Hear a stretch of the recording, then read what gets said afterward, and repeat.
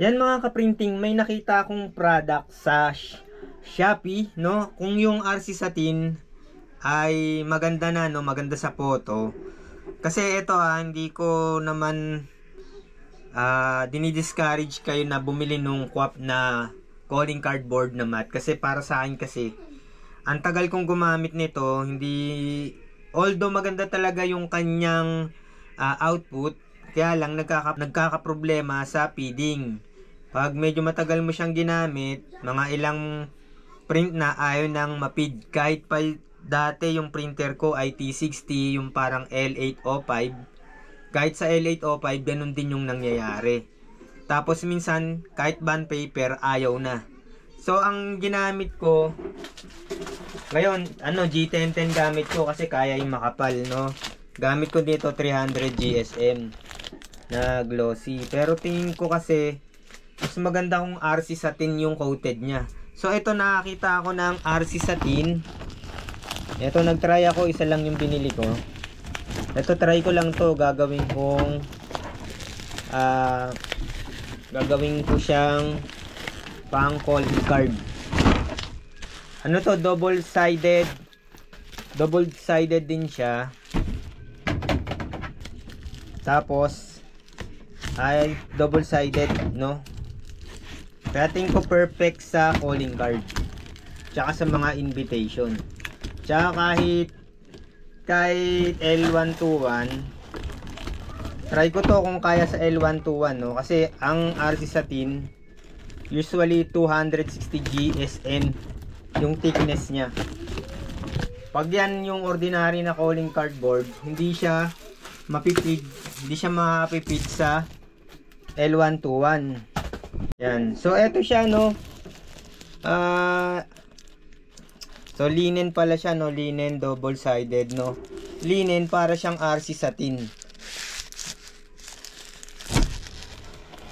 Sana pumwede to, no, sa L121, no, kahit L120 nang walang modification sa paper guide.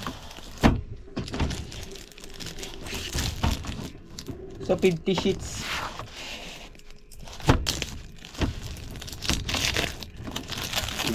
Siya.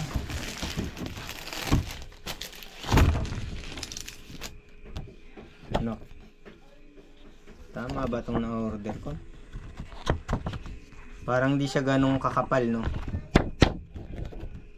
Tingin ko kakapal na lang to sa cold lamination or yung no, smooth or matte film. Linen siya, tas para siyang may texture. Hindi siya tulad pala ng RC Satin, pero double sided siya. Yan. Problema kasi talaga yung feeding, no? Feeding sa L121. So 260 GSM yung nakalagay doon sa packaging. Pero pagka hinahawakan ko, no, parang hindi naman siya masyadong ganong kakapal. Kasi ito 200 GSM din to. RC Satin Kuyi. Ito double sided siya. Double sided. QWAP. QWAP pala yung brand niya, no? Waterproof, high resolution. Okay, try natin. To, walang modification to. Bagong bago tong Epson L121 na to. Hindi ko pa na kakaskas o na modify yung paper guide. Nandiyan pa rin yung shark teeth. And so try natin yung calling card. Linen to, may texture yung may texture pala yung pinaka niya, no. Hindi siya tulad ng RC Satin. Titingnan nyo dyan, no. Hindi yata nakikita, no. May texture siya.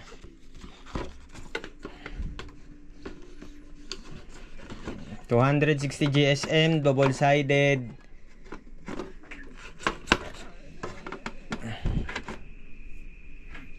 Then try natin mag-print.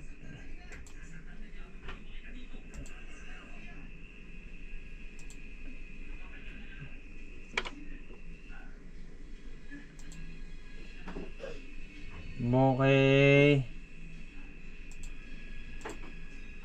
Print.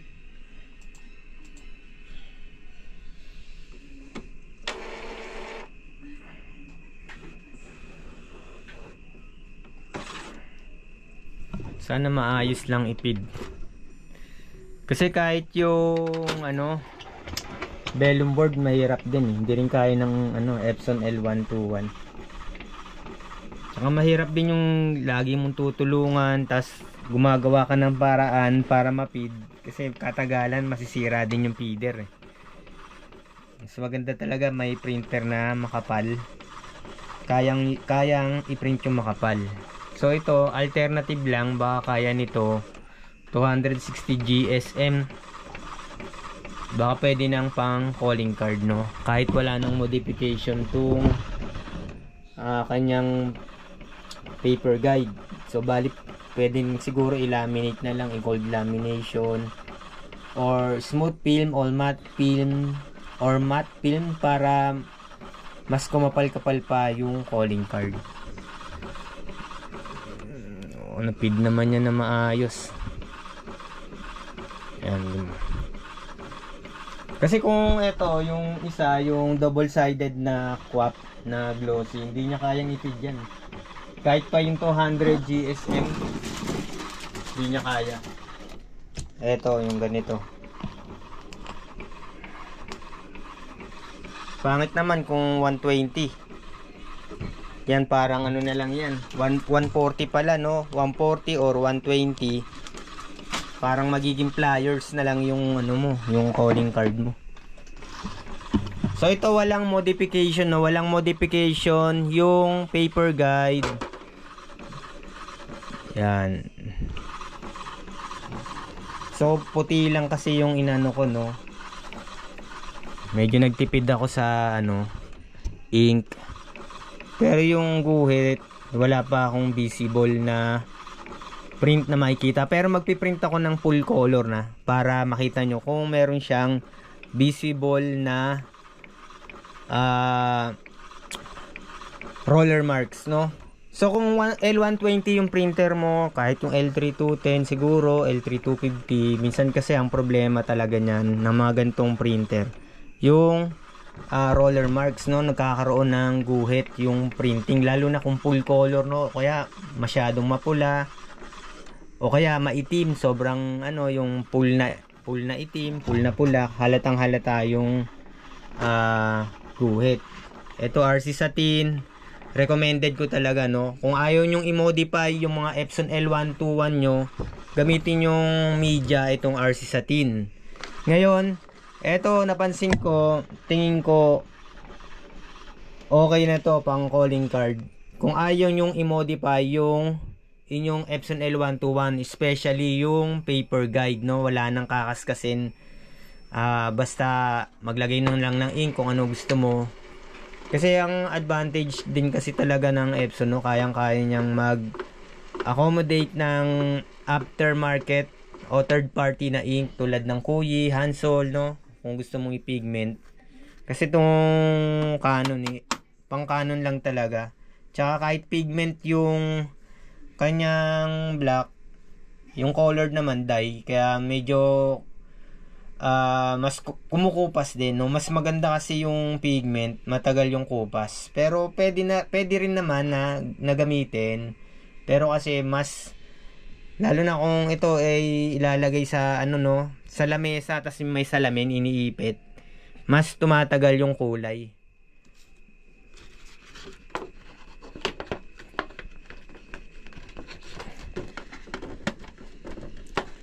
So, yung likod naman, so kanina nakita nyo walang problema sa feeding, no? So, naghahanap lang ako ng alternative na media, no, para sa L121, para wala nang modification. Ngayon kung gusto nyo ng 300 GSM, pinakamura talaga Canon, kaya lang hindi nyo siya pwedeng i-pigment. Kung mag-Epson kayo, kung malaki o malalim ang budget ninyo, mag L8050 kayo, no? Pero ilang katumbas ng G1010, no? Nasa 16 to 18,000 ng L8050. Mga ilang G1010 mabibili mo dyan? Mga 3 G1010. Kung ano mo lang, no, kung invitation lang, no, kung di ka naman gusto mo lang 300 GSM, kung may budget kang 16,000 to 18,000, para sa akin kasi bili ka na lang ng isang Epson printer, no, L3210, meron ka ng pwedeng i-pigment, tapos meron ka pang printer na G1010, which is parang kapresyo lang din ito. Tapos pwedeng makaprint ng 300 GSM. Yan. Para maiwasan yung mga yung guhit sa print, no, mas recommended ko, no, pag sticker, mga matte ang gamitin nyo. Ngayon, kung gusto nyo i-glossy, lagyan nyo na lang ng phototop o cold lamination na glossy.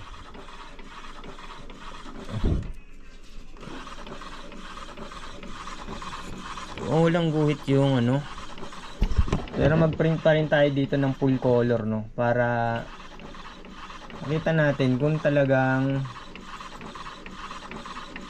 walang guhit, no, pag full color na yung piniprint. Yun lang naman yan yun yung kasi problema talaga ng L121 kasi basic printer lang to Yan. Masyadong lang, hindi masyadong komplikado yung feeder nya, no. Basic printer ng Epson. So mag-print tayo dito ng full color. Full color ba? Huwag na lang po ito.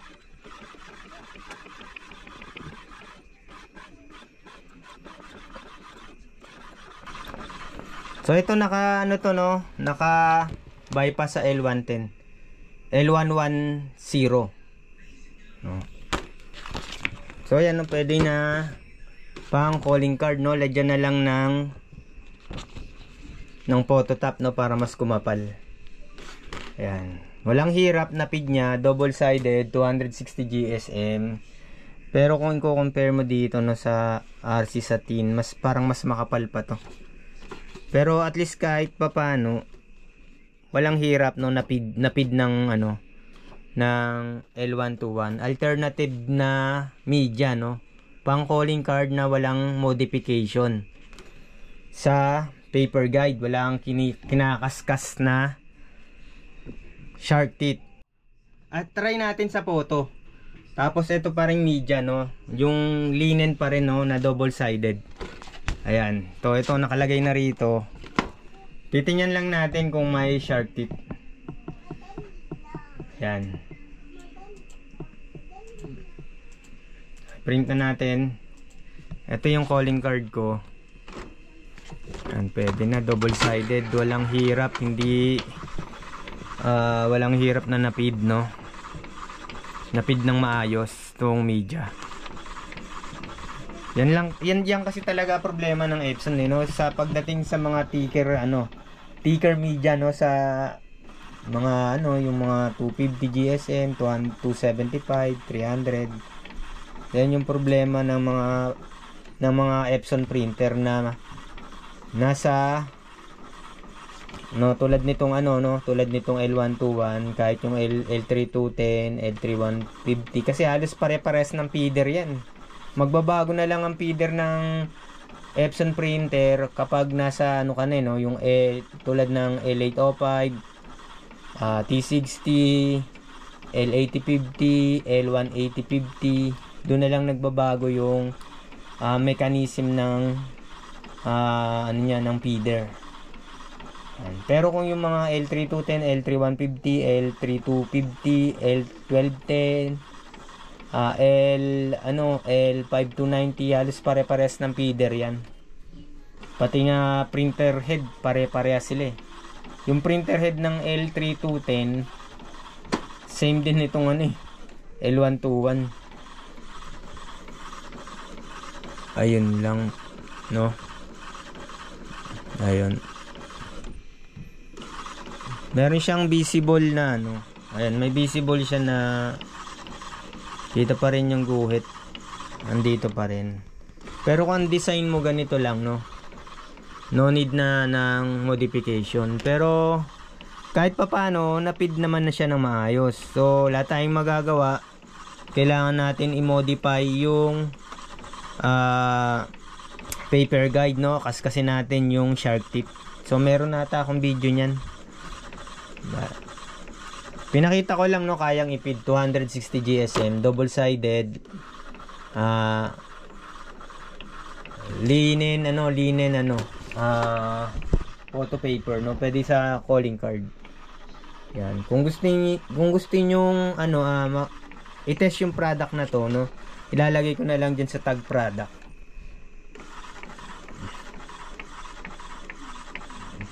Meron siyang guhit, no? Hindi ko itatago, talagang merong guhit. Ayan. Kailangan i-modify talaga. Maganda sana kung merong ganito, no? Yung RC satin na double-sided. Kaya lang wala talaga akong makita sa Shopee. Kasi yung likod niya ganito na. Kahit yung Yasin ata ganito rin. Wala akong makitang. Maganda sana kung may ganito na RC satin na double-sided. Kung meron, no? Kung may available. Ayan. Yan, kita dito, no? Yung guhit, kita sa buhok. Yan, kita sa mga dark area. Yan, yan kita. Ito yung guhit, oh. Yan, kung nakikita, no? Kung nakikita nyo dyan sa video, ayan. Ayan yung guhit. So, yan lang mga ka-printing, no? Alternative na pang calling card, no? Pwede sa L120, yung linen, 260 GSM. Yan. Lagay ko na lang dyan sa tag product. Yan, maraming salamat. Pagpasensya na yung lugar, hindi ako naglilinis. Yan.